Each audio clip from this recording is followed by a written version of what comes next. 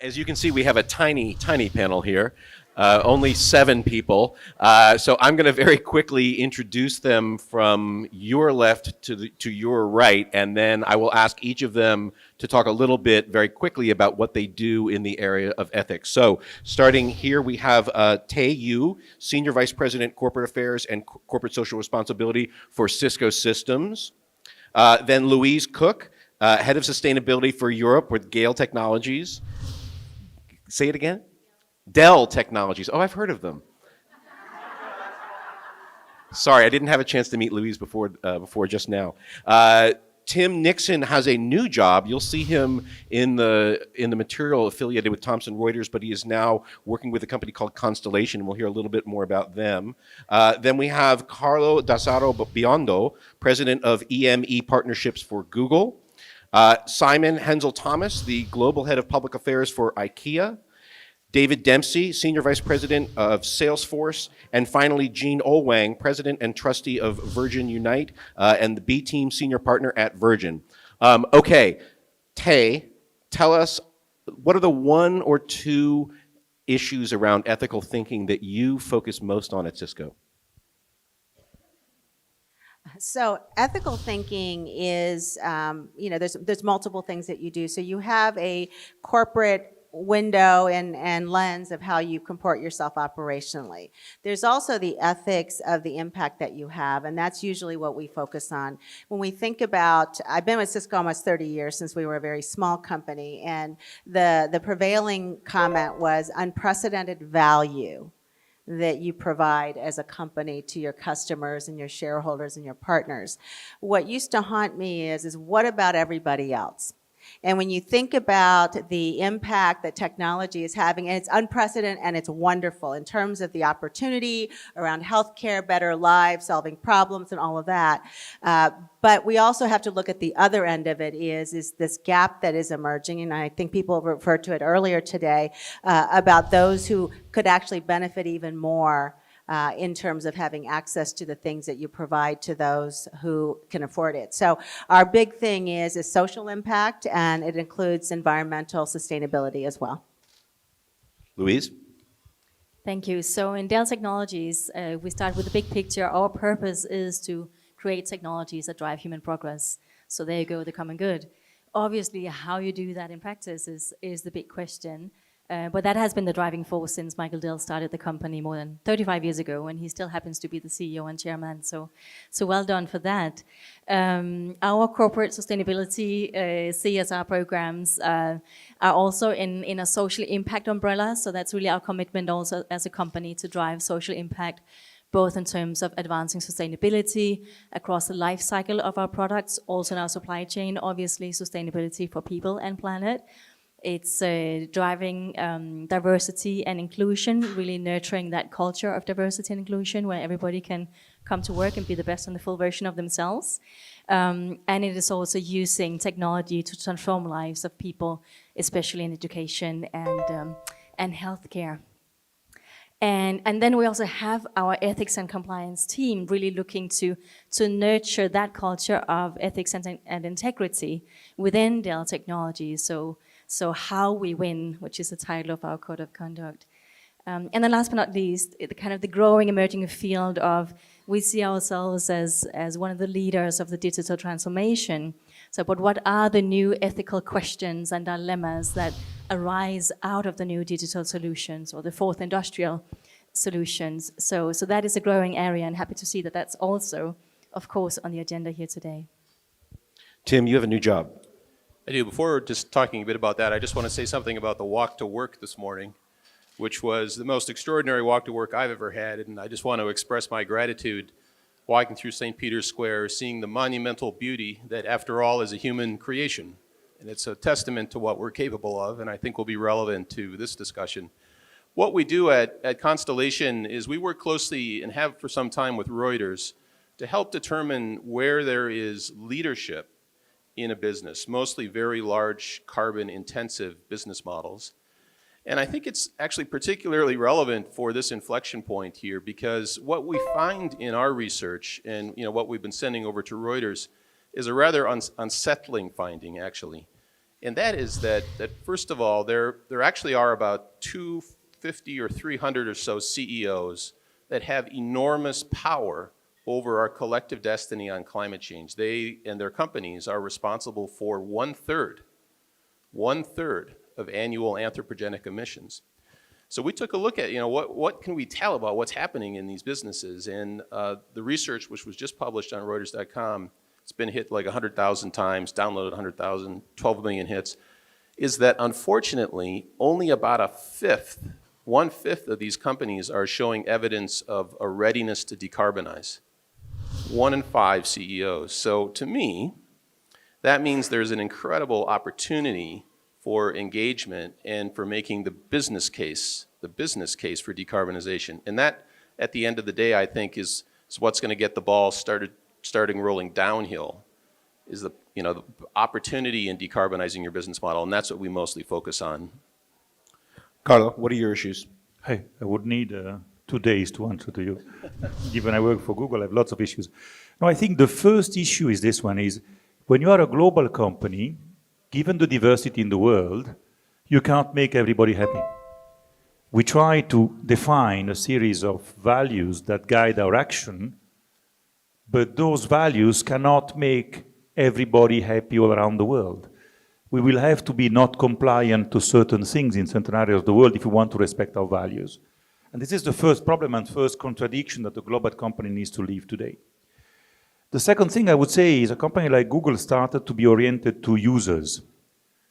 So our first point was, actually it was at the beginning probably the only one that really mattered, the trust of the consumer. Don't do to consumers things that could, An example of that is the freedom of people to use our product without giving us any data. You can use Google by being logged in and we're responsible for your data, or just anonymously and you'd still get a certain level of service. The third point is inclusiveness, and I must say we have not been good enough at that. But the choice was and is we want to bring this access to information and ability to connect around the world with information to everyone, and that's an important one. The last element is we also now are in B2B, and we've been a very disruptive company. Some of the products we have created made marketing a variable cost. Cloud computing made information systems variable cost. If you think about it, those are pretty disruptive things that change the overall logics of the economy and would change also regulation and all stuff. So the issue is when you are so disruptive, you always, sorry, but annoy some people as well. There is no choice. And to me, the only way to look at this is to look at sustainability of what you propose. And they taught me something at Google I want to just share with you, which is, with the first business plan I arrived with, I used to do, revenue, then cost, then profit, and say, this is the way we look at it.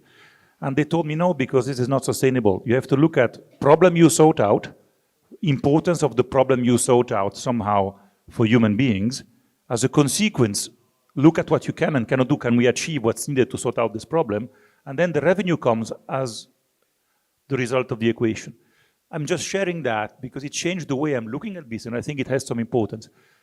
Let me tell you also something before I pass you the word. Sorry, I've been a bit long, but I have to say it. I'm sick and tired of this GAFA definition where they compare everybody to everybody and people feel that they are rigorous by saying the GAFAs say that. There is no GAFA. There are different companies with different ethics, different values, different business models. If we really want to look at technology with some integrity, please use us the integrity to accuse us of what we do and not what the entire world does. Simon? Great, thank you. I wanted just to start by saying, why is a public affairs guy sitting on stage talking about sustainability? And I guess my background and why I work for a business, I used to work for NGOs.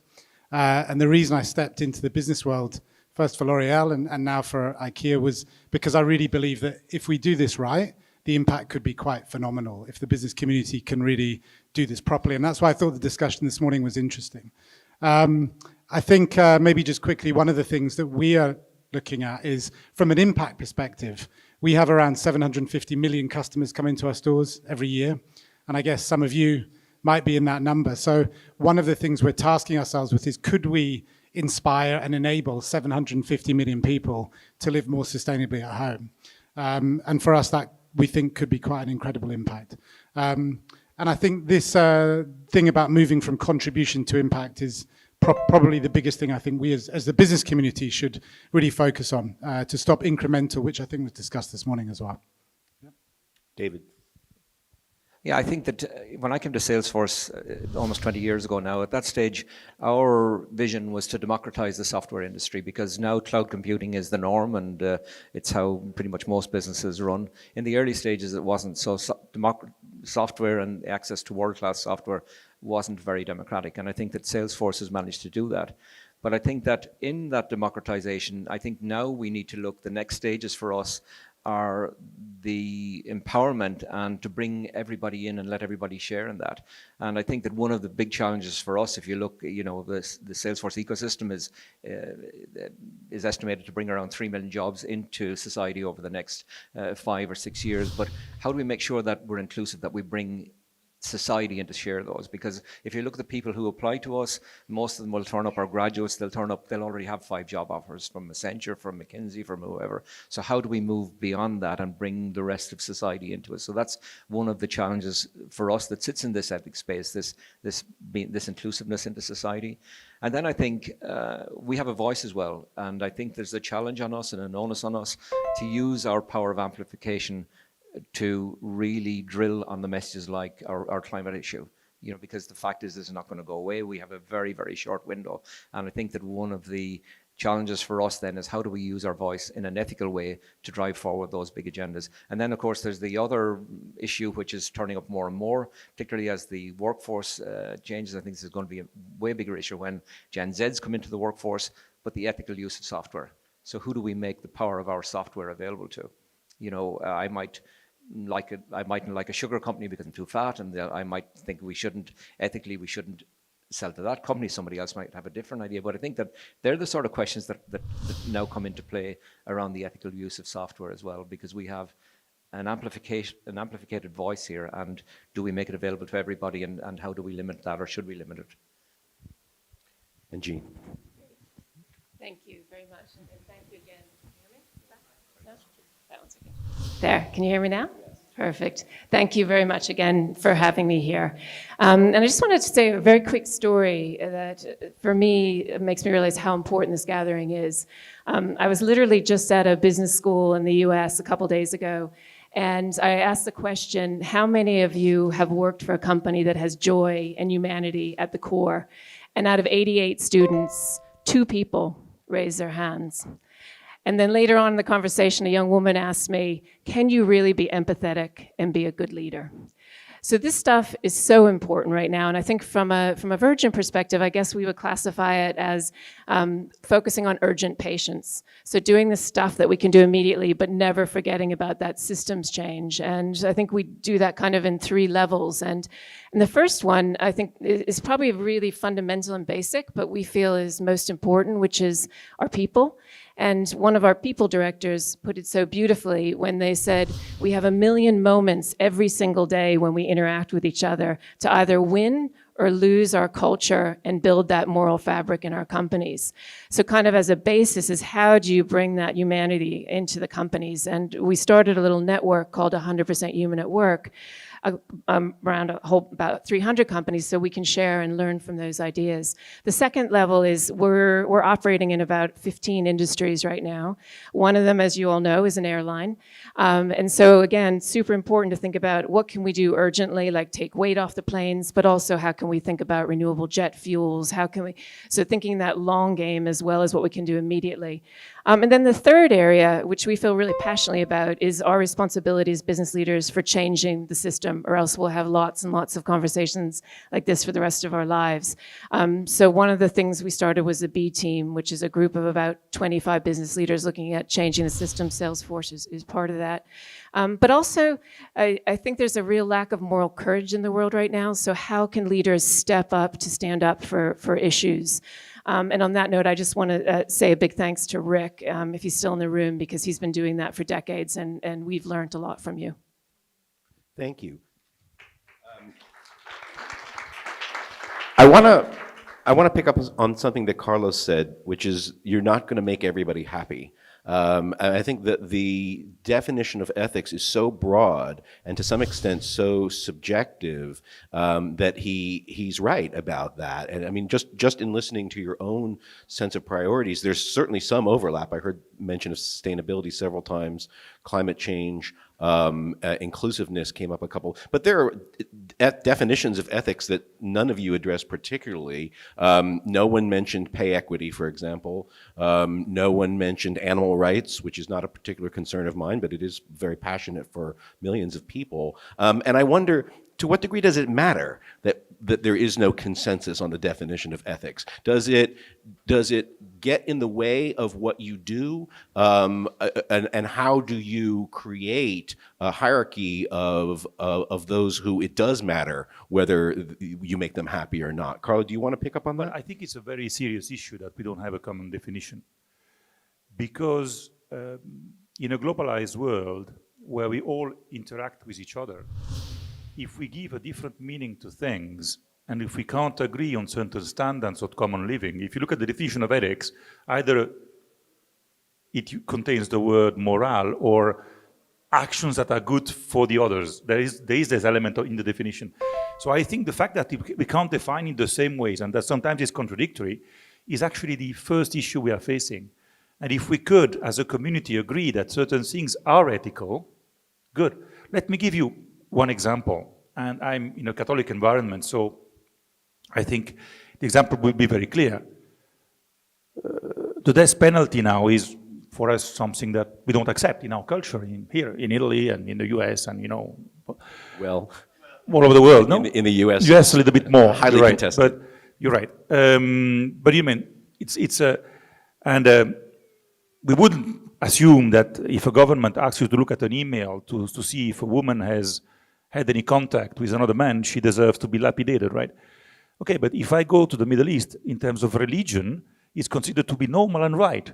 And if we look at ourselves 500 years ago, maybe we would have thought that not only is normal, but necessary. So defining a framework on which we can agree upon, a minimal framework to agree upon, is important. And to me, it's around sustainability. We all agree that we want a world tomorrow. It's around respect of each other. Don't do to me what you don't want me to do to you. Sorry, the contrary. and certain other things that we should try to define together. But if we want to progress in gatherings like today, sorry if I say this, but Philip, you and I have been working on this now for some years, either we come to a common charter or a common definition, or we continue to chat at an emotional level and we don't get to the solutions one. Louise and Tay, you had something to say? So I do think it's always better to have a common framework, but I don't think that waiting for a common framework means that we don't know what ethics is. So, and the world is dynamic and it's evolving. So the reason nobody brought up pay parity is that's already happening. So many of our companies are already doing pay parity. It's out there. We naturally form networks around issues. So that is an ongoing process. So I think that the issues of the day happen. Nobody would have thought of some of the issues that are happening around privacy the way we see it now. That's because technology has enabled that. We have to have the agility we expected in our businesses when we develop products and solutions for customers, that we can be very agile and aligned to what is happening in that moment and what the impact of our businesses will have in the future. So I think that there's a need to be agile and knowing that you don't wait till there's a problem to try and figure out how to fix that problem. You just have to be on all the time, the same way that you're always on social media. So I think that a lot of these issues are being addressed, and we should have a common framework, but waiting for a common framework is in my mind, an excuse. Yeah. So actually, I just think that the common framework, there's a danger there that it gives us something to hide behind as well. Because, I mean, ethics, you can define it and you can, you can have a checklist if you like, and we can all take it and then we can all go away feeling good. But I think that ethics is much more fundamental than that. It's about, I know whether I do something right or wrong, even though I'm the only person that's doing that and nobody else will ever see it. And I think that ethics are a little bit like that. So I'm wary about, yes, we need entry level, or we need a base set of rules, but we should just be very careful as an industry or just a society about maybe hiding behind that. I want to disagree to that strongly. Respectfully, but I want to. The world is varied. We can't forget diversity. Go to Russia, go to some parts of Africa, go to Middle East, go to Asia. We have different definitions of what is right. I work for a global company, and certain things we do oblige us to break the law in some countries. So not to do business there, because we don't want to accept certain things. So if I agree when you say, let's not hide behind looking for something, waiting, doing nothing. But I don't think that's what we are doing. But I think we need to look at the world, respecting each other and understanding the diversity. Because when we say, I know what ethics is, and I can teach it to the whole world, well, I feel we are a bit arrogant. Because there are different ways. There are certain things in common, and we can look at what they are. When we digitalized the Dead Sea Scrolls some years ago at Google, and we realized the common patterns between the three religions, for example, we also realized where the difference started. And this work needs to be done. We can't refuse to listen to the others and say, I know, listen to me, perfect. Ethics is what I say it is. Unfortunately, given the complexity of the world, I can't agree to that. Louise? Yes, so I think I tend to agree with the side saying we can never get to one universal framework of what is right, what is ethics, and if we think we do, we might be ethnocentrically trying to impose our own system onto others. If we should aim for something that is already an existing framework of ethics, it might be the United Nations human rights that we talked about as well, Suzanne. So 48 human rights that some people say are still Western in their scope. They are very much focused on the right of each and one of us as individuals. And at the same time, we know that a lot of cultures are much more communal in nature. And sometimes the fulfillment of my individual human right might be in contradiction to the common good or the interest of the collective. So there's never one simple way, but what I think is really important is to look at going from the principle to the practice, to be able to make the right decision in the concrete situation. And that varies across time, across space, with the culture. I mean, the classical example in business is, are you allowed to invite a customer for a lavish business dinner? In some cultures that is absolutely expected, whereas in others, no, you cannot do that.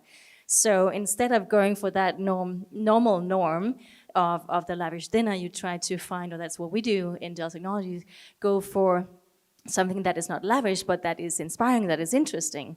So, and then really make it part of the culture. So I could speak for hours about the ethics program to nurture that culture in DELL Technologies. The short thing is, it is something that is a very key part of our DNA. Michael Dell stands for that ethics, and obviously, as he says, well, when it's your name on every box that goes out, you actually care about it. Let me introduce a related question, and then I want to talk to Jean about it because it's something that we discussed this morning, and then we'll rope the rest of you back in. One of the premises of this conference, as I understand it, is to look for opportunities where businesses can work in partnership with both governments and NGOs to create change. And obviously that sounds really good on paper, but when you engage in the world like that, it's a lot trickier. And you and I were talking this morning about Saudi Arabia and Brunei. Can you talk a little bit about that? Yeah, but before I do that, I just want to respond to some of the points before, because I think we can find commonalities on the way we do business, because we know short-termism is one of the things that's destroying our world right now. We know that no accountability for our use of natural resources is also destroying the world. So I think there's many common principles that we can come to a conclusion on that will help us further ourselves. Now to the question about governments, a couple things with this one. I think we have seen so many times when government, business, not-for-profit, religious have come together and done amazing things. I mean, Paris, we're doing amazing stuff with governments in the Caribbean right now, so I think there's many, many examples of that. I think there's also difficulties and very difficult ethical decisions, like when with Saudi Arabia, we were in the process of negotiating a very large deal, and Richard was sat on boards, and we decided to pull back. And the benefit that had is every single one of us in the company felt really proud. Whether that's the right decision for every company, we would never say that, but for us, that was the right decision. I think to Carlo's point, what's interesting to me is like the death penalty, for example. We have campaigned against that in the US ongoing constantly. We just campaigned, again, not just against Brunei, but the 7 countries who still kill people for being homosexual. And what's been amazing to me is how few business leaders come and stand alongside us. So what I would love to call out for is how can we all be more courageous and give each other ground cover? Because in those moments when people stand up and be courageous, that's when it's needed, is to get that ground cover. Simon. Yeah, and I think this is exactly what I wanted to say was the challenge I have with ethical frameworks is I think we've had them for many years. So I've been in this field for 15, 20 years, and there's been endless frameworks. But what we need is a kind of sustainability revolution within business that moves from incremental to impact. And I don't think frameworks are going to give us that. And if you look at the biggest challenge that we all face as humanity now, it's climate change, right? Are ethical frameworks going to help solve climate change? I don't think so. The thing that will help solve climate change is things like technology, it's revolution in customer behavior, it's fundamental system change, it's a whole range of stuff. And for me, I don't think an ethical framework helps you there. Tim, this is your area. Yeah, so a couple things about climate change. I mean, this is one area that really isn't about some sort of subjective ethical standard. I mean, we get guidance every year from the IPCC on how far we're falling behind on what we should be decreasing year over year, and this is a knowable number. So if a large carbon-intensive business is not decreasing year over year at that rate, then by definition they're externalizing risk onto the rest of the world. So that's not really a subjective thing. It's measurable, it's knowable, leadership is determinable. Secondly, on the point on whether this is an ethical issue, I mean, I would argue there's no greater ethical issue than climate change. I mean, the bottom of that Maslow's pyramid that we heard all about this morning, you can forget about that, okay, if we continue at the rate that we're going, so. Yeah. I want to move on because we are about 15 minutes away from the end, but I'd be remiss at a conference called, sorry, the end. I meant the end of the panel, not the end of the world is at least an hour away. I'd be remiss at a forum called Humanity 2.0 if I didn't raise the question of artificial intelligence. It seems to me that with some of the excesses of social media that we've seen in recent years, that we have a pretty good model for what it looks like when algorithms are in control. When algorithms are in control, it's very, very scary. And I think even some of the largest social media companies have come around to quite publicly acknowledging that. So my question, particularly for those of you involved in technology fields, is what can we do to make sure that humanistic values remain in charge of these companies and these products that we're creating, where the risk already, it's not even really in the future, the risk already is that algorithms will take over and create very negative outcomes. Carlo, do you want to go first? Well, Google is important. We came out in June with a list of 10 principles of what we do and what we don't do on artificial intelligence. First of all, I would prefer to talk about machine learning than artificial intelligence. I would have 3 things to say. The first one is, yes, you need to know what you don't do, the limit you put to yourself. 2, the level of transparency and discussion around it is important. It's not something that needs to stay in a vacuum, but you need to discuss it outside. And I insist on the fact that we need some standards. Okay, we don't want framework, great, but we need some standards. We need to agree that certain things will not be done because they don't correspond to what's needed. And then there's an element of integrity to me, which is about rigor, which is like John Paul II said, don't be scared. Let's stop about scaring people, saying things which are not exact because they sound nice. It doesn't help either. I think we should be very serious about it. Machine learning, and we always talk about this, and I feel when I come out of an ethical conference, and I do this quite often, I often come out like beaten, saying everything is negative, everything is bad, and technology is bad, and stop working for Google, and decide to do something else. But then I look at what it did for the world. I mean, machine learning is about to sort out cancer. I mean, it is gaining. So I would beg ourselves, please, let's not only look at those things like negative, let's also be able to celebrate the positive, because otherwise we will not progress on ethics. We can't beat ourselves mourning today saying that we are bad when the intentions are maybe the right ones. So what we don't do is important, giving limits, being transparent on what you do, and of course don't lie on that, be able to share those information, more and more propose technologies so that they can be used outside. TensorFlow is a free software. We give it to our competition, everyone. The choice of internet to work with technology which are open source is important because it means sharing. That's extremely important. And last one, please, please, please, don't look at this glass always half void. Look at it half full sometimes, because it will encourage people to do the right things. If people are beaten all days, they become nasty. Louise, I see you nodding. How does Dell think about these issues of AI and machine learning? So very short, that it is absolutely essential that humanity, that human design in the good way, human values, are at the center of AI design and algorithms. And that is obviously easier said than done, because we all know that human beings are not perfect. And so is our thinking not. But I very much agree that it's so important to also really look at and unfold the potential, the positive potential, the impact potential of technology in solving some of the world's challenges, biggest challenges in terms of precision medicine, high performance computing, AI, analytics of DNA. It's about providing access to education. It's about designing those intelligent systems, enabling us to, or enabling governments or mayors or city leaders to manage those big, massive mega cities that majority of the world's population will be living in. So there are so many positive impacts, and I think the most important thing is that we really take a good conscious look at the pros and cons of technology and make sure that we're steering it in the direction of the common good as much as we can, and then be able to somehow have the red flags if something is going off track so that we can catch it. Simon? Yeah, IKEA is not a leader in artificial intelligence or machine learning, but future of work is a topic that we're very much engaged with now, and I think it's linked.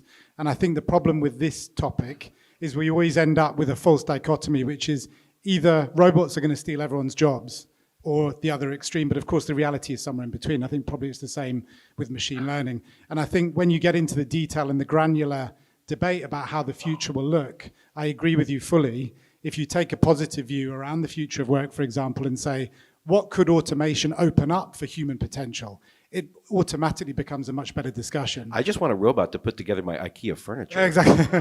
Well, maybe.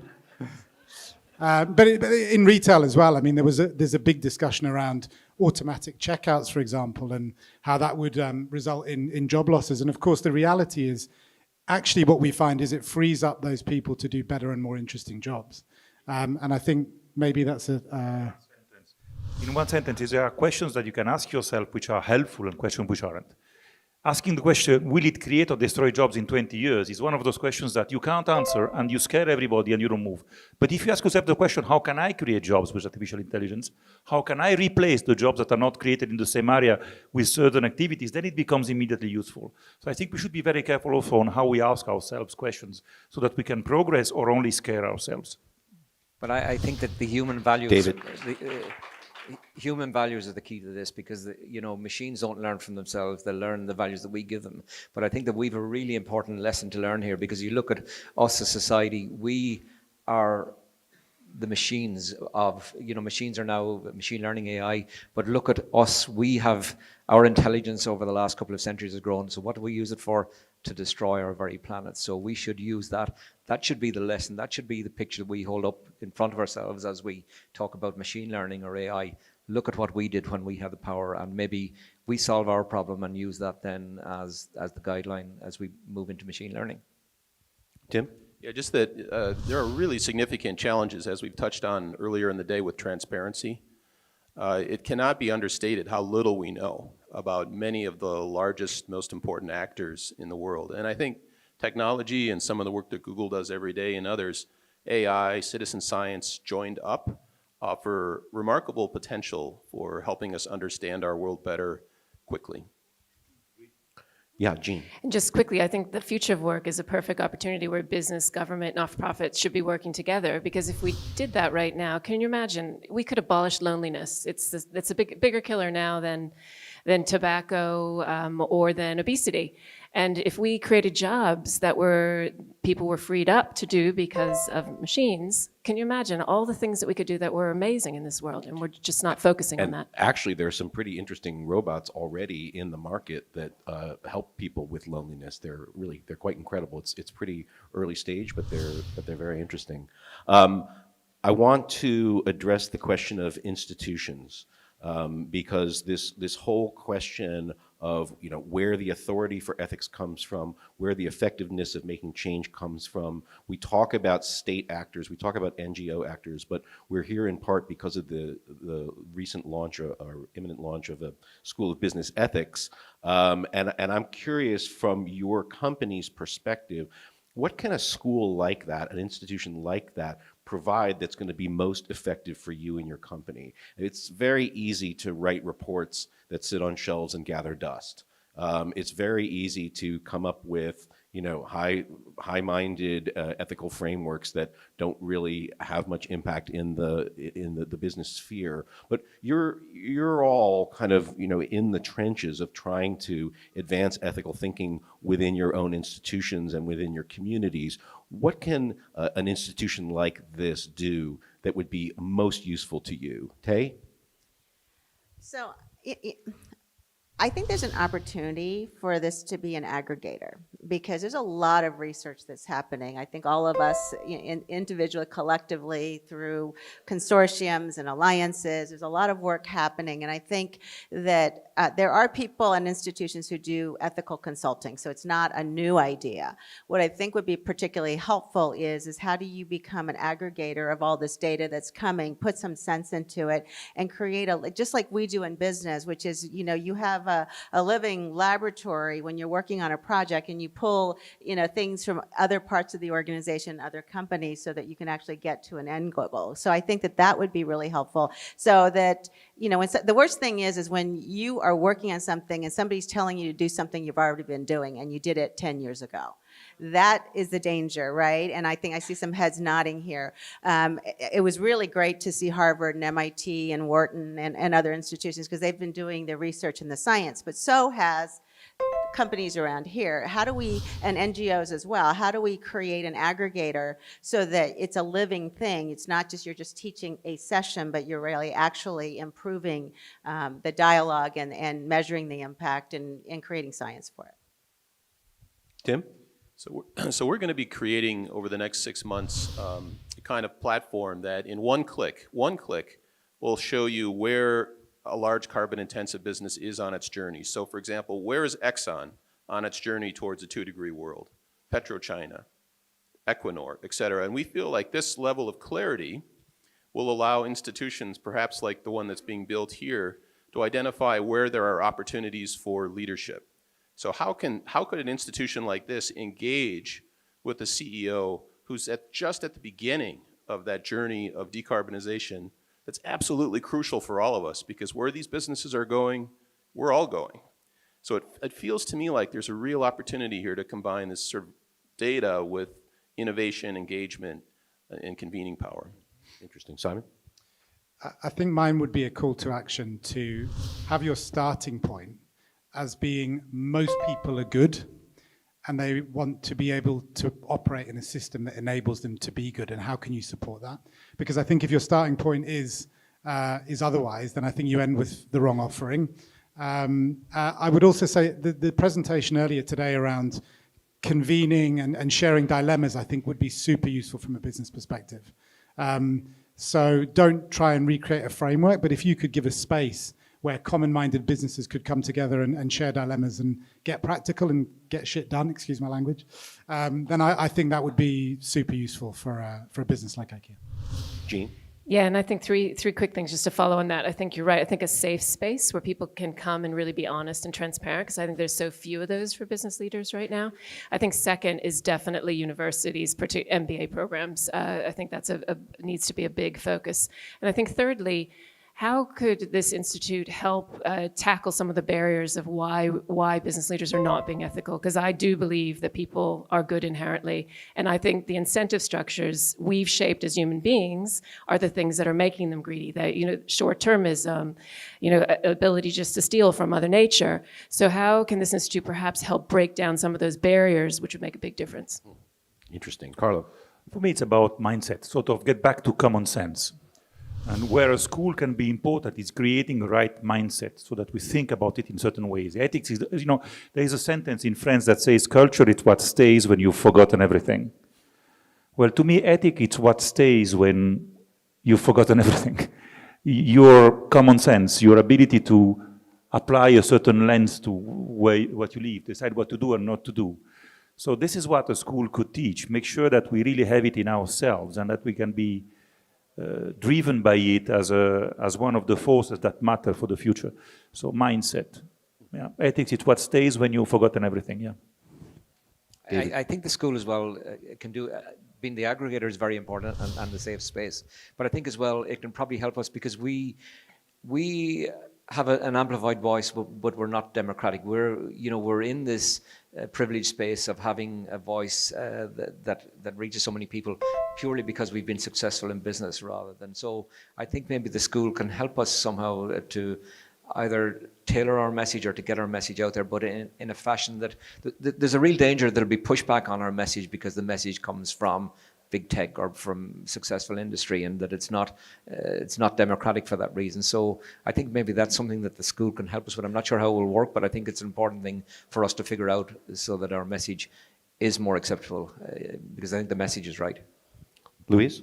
Yeah, so I think in this term, ethics as doing the right thing is the key word, and not to be confused or not to be equated with, oh, that's the same as sustainability or CSR, because then we get into a mix and a discussion of what is what. But maybe seeing ethics as the operating system behind, why is it important as a business? Why is it that we keep getting into these dilemmas? And the leadership aspect, and leadership being a business discipline, but also being very much of a personal discipline. And I think that would be a very important piece of a school of business ethics also, using the convening power, but also to create that safe space where leaders, or whoever will come, leaders or not leaders, people can come and reconnect with a purpose, with their own personal purpose, whether it is divine or religious or not, but that purpose of knowing, am I doing the right thing? Are we doing the right thing here? Because often we know, we just forget it in the everyday making of business and society. So I have a question, because we had Wharton, Harvard, we have a bunch of MIT, they're all here, and they've been teaching ethics in business school for a long time. This is not a new thing. So I guess my question is how is this going to be different? And I mean, these are the things I think we should be a little bit more, drill down into the details a little bit, because I think that would be really important, because you have a generation coming of age, and I'm not talking about millennials, they have a lot of that, so they're good. But Gen Z is coming of age now, and we all know that a corporate culture is only as good as how it's actualized at the individual level, right? And so you can have values that you state, we've talked about that earlier, but it's really when it gets down to that level. So, you know, what is the right intervention? Is it massively integrating it at an early age and then topping it up when, you know, when they're leaders? I mean, there's got to be a very practical way of practicing this instead of constantly taking classes. I think that's a great question. So good that I'm going to leave it for the next panel to discuss. Please join me in thanking this fantastic panel for their presentations.